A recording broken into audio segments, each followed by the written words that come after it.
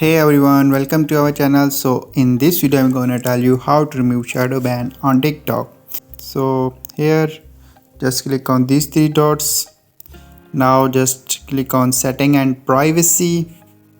So when you open this, just go down and here you can find the report problem.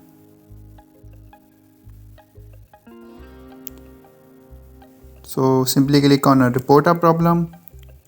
So when you click here, just wait for a few seconds.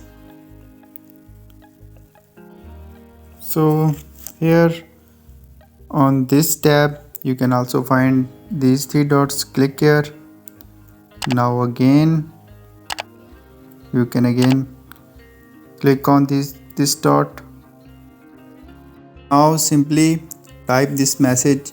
If you have one video, you can specify the video. If you have multiple videos, you can type this message, and after this just click on submit option.